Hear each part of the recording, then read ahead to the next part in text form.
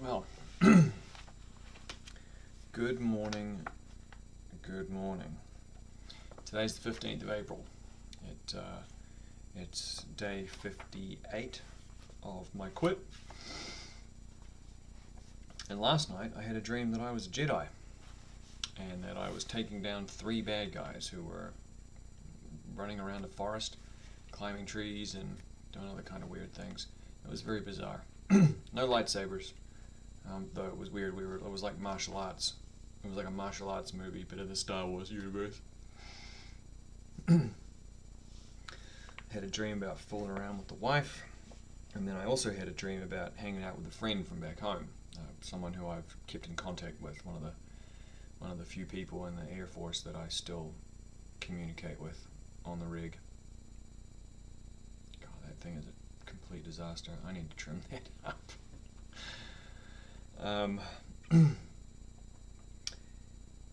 I made notes in here about how I've been feeling recently, and I noticed it last night. I noticed it a lot. It was date night, and Angie came home, and she was feeling poopy. So I said, "Well, let's get something to eat from outside of the house so that we can,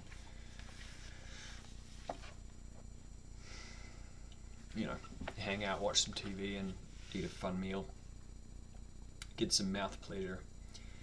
And so we decided on Raising Cane's, and I like Raising Cane's. I've always liked it since I had it the first time. Crispy, delicious hot chicken with, crispy fries and crispy Texas toast.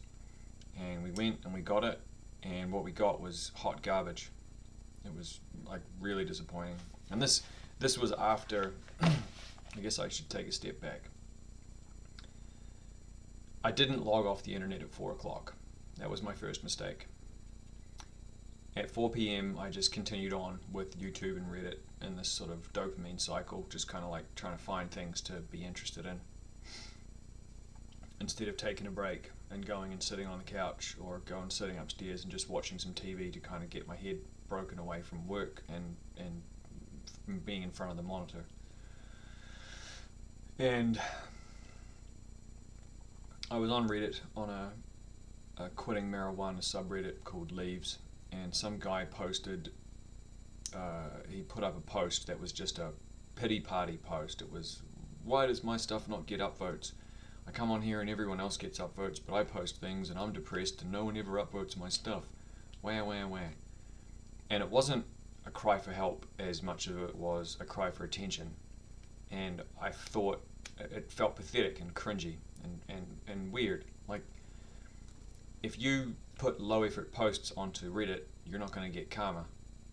So this guy's low effort posts are trying to get attention or support for his problems.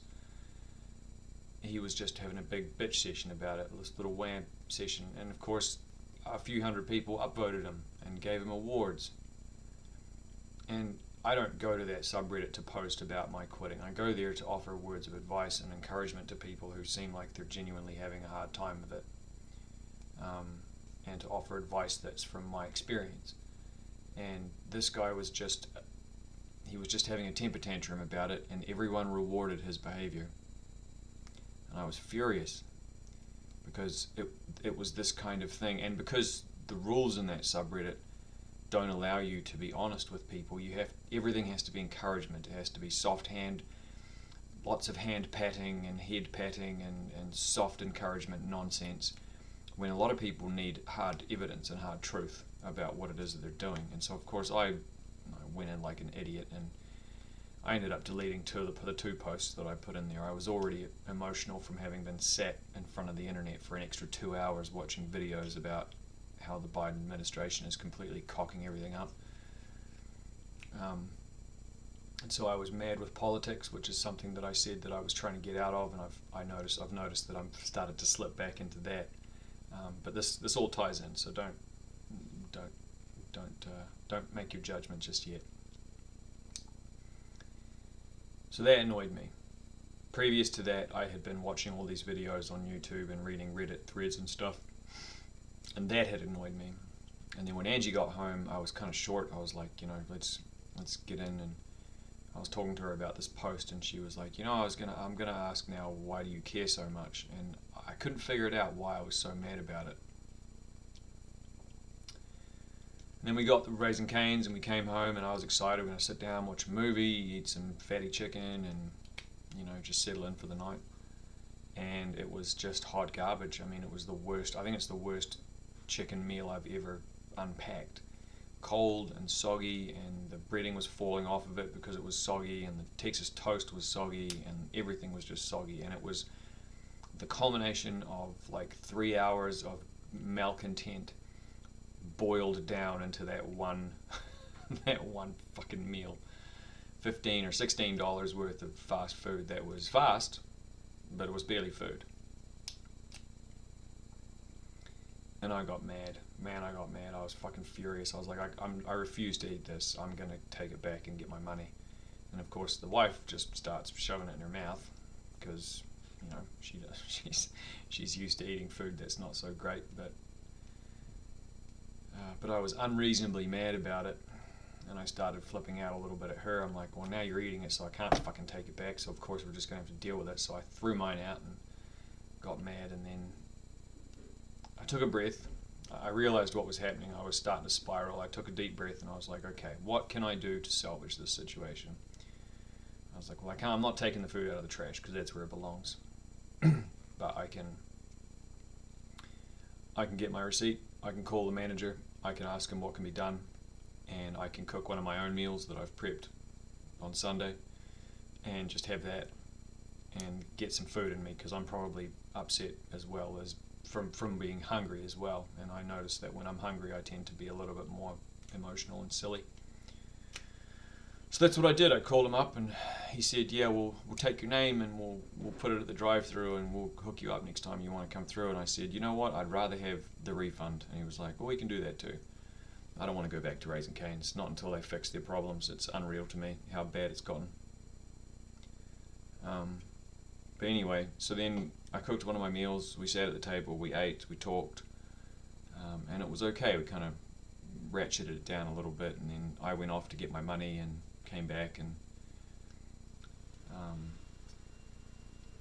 Angie tried some things to help me make me feel better. But it was not really anything that she could really do to help. I couldn't figure out what it was that was bugging me so much. And then I remembered I'm on Clomid. And Clomid does that to some people. It makes them depressed, or at least it increases the possibility that they can get depressed. And it also reduces libido massively. And one of the things that I've been concerned about over the last few months that I've been taking this is that my libido has tanked. Like outside of novel stimulation, I don't really get aroused by that much, and I can become aroused, but it's not enjoyable or interesting to me. I'd rather go do something else, which is unusual because the past 5 years I've been on testosterone replacement therapy, and of course I've been a fucking animal. So yeah, so that's been a difficult thing to adjust to for both of us. And that was part of what was making me depressed. And when I take it, I've noticed on the days that I take it, because it's Monday, Wednesday, Friday, when I take it on the days that I take it, by the end of the day I'm usually pretty moody. And then on the days that I don't take it, I tend to be a bit more even keel.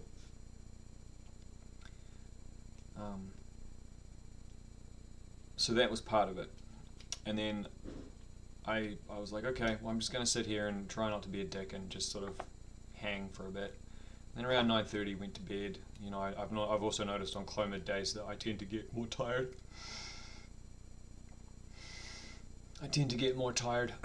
In the afternoon.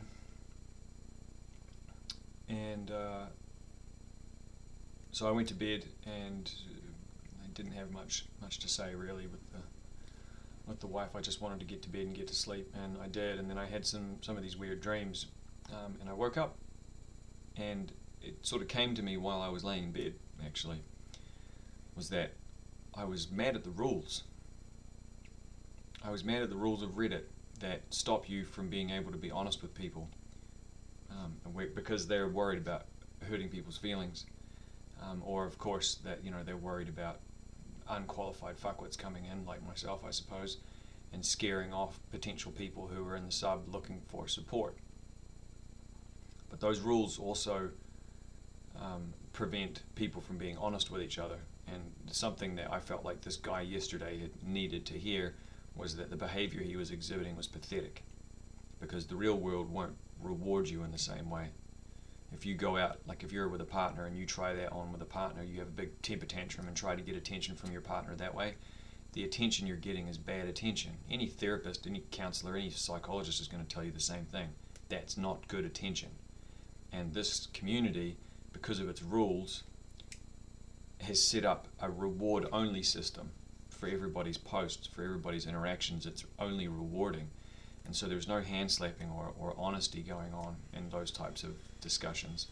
Some of the shit that I saw people saying to this guy, I'm just like, he's just sitting there and it's just feeding his massively damaged and broken and malfunctioning ego the stuff that you're saying, and it's not going to help him quit.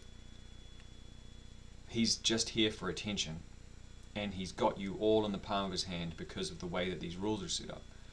And then I thought about it and I was like, and it's politics. The rules in politics are what's frustrating me.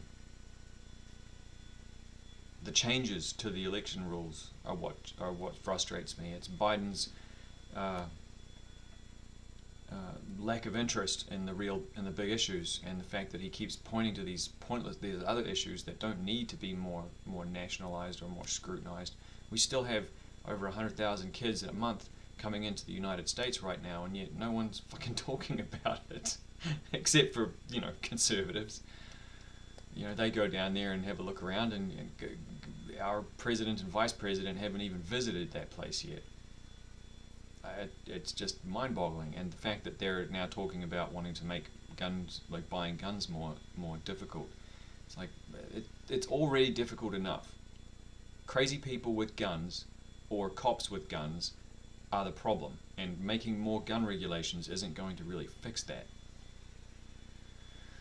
Half of the myths that you hear coming out of that man's mouth are just that. They're myths. It's all nonsense. And then, of course, I remembered back to a conversation that I had with a friend, and when he watches this video, he may not remember the conversation, but the conversation was how balanced and satisfied he was with the change in administrations. And I was angry about that too, because I felt like what he was saying was that he was unable to manage change. And then he not only during that course of that, then he also said, all of my news feeds and my podcasts, it was just blah blah blah all the time, and now he's gone and it's all, well, let's have a look at some other issues. And I was like, that was fucking the problem. That was the problem for all of the people who didn't like him, was the fact that they kept going back to these things that just circled the toilet, supporting their views. And any counter arguments were always played off or were buried, and there was never a counter argument to it. So then you also had the fact, like, these rules that other people live by. It was rules everywhere. And the economy, the buying houses problem, and the fact that we have this. Anyway, I'm getting, again, as you can tell, I'm getting deeply into politics, and so becoming more emotional. But that's what I realized it was frustrating me with the rules. And I realized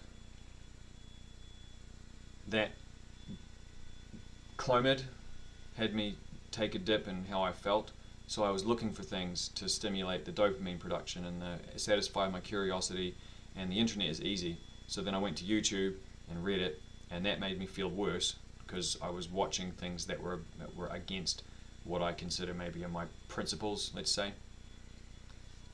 So then I was looking to interact with people, and I found that there were more things that were against my principles, so I felt worse. and then what I realized was, in the course of each of these sort of steps down, it was the rules around those interactions that were bugging me.